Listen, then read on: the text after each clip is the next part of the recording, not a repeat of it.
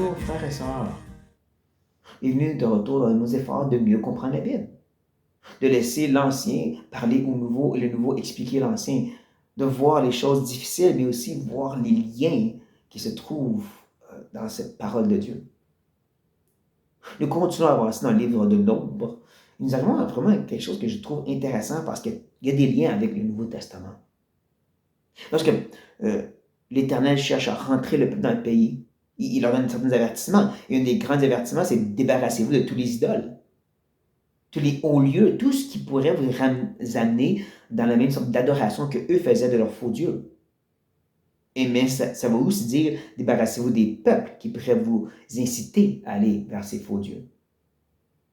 Ça semble rough, mais voici pourquoi ils devaient le faire.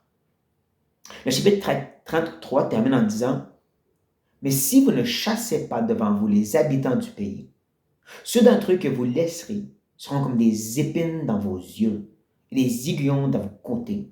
Ils seront vos ennemis dans le pays où vous allez vous établir. Ouch.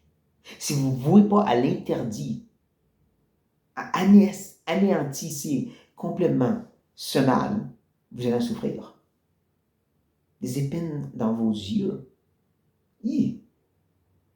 Un écharde de la chair, peut-être, si je peux dire comme ceci. Et c'est vrai, c'est exactement ce qui est arrivé à Israël. C'est triste quand tu lis dans le livre des rois et que des bons rois viennent et dans le pays de Juda et ils ramènent la loi, ils ramènent le sacrifice à Dieu, mais ça nous dit toujours, mais les hauts lieux restaient. Cette place qui était plus païen que vraiment judaïque reste encore. Il y avait juste un petit quelque chose qui se laissait, qui se disait, c'est pas si pire, parce qu'on va adorer Dieu là-bas. Même si Dieu a dit, non, c'est au temple que vous m'adorez. C'est à l'autel de cet autel qu'on brûle les animaux, vous m'adorez. Mais on dit, mais c'est correct là aussi. Encore, n'est-ce pas qu'on a un peu la même attitude? On prend à la légère toutes ces choses autour de nous qui sont faites pour nous tenter et nous nuire. On justifie. Faut pas exagérer. Faut pas être légaliste. Mais voici ce que la Bible nous dit, justement, dans le Nouveau Testament, l'Épître aux Hébreux. Il nous dit, pour encourager les chrétiens à persévérer, dès le chapitre 12, verset 1, nous donc aussi, puisque nous sommes environnés d'une si grande nuée de témoins, des exemples, rejetons tout fardeau et le péché qui nous enveloppe si facilement.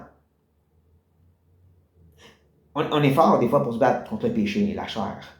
On est fort pour dire ça c'est mal, faut pas faire ça. Fornication, pornographie, meurtre, l'homosexualité, ça on se bat contre ces choses.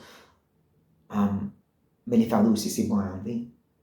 Toutes ces choses qui nous ralentissent, qui ne sont pas nécessairement mal, mais qui ne sont pas nécessairement utiles non plus.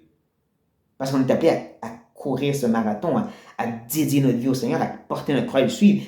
Si c'était quelque chose qui ralentit le fait que tu portes la croix, pourquoi tu le gardes?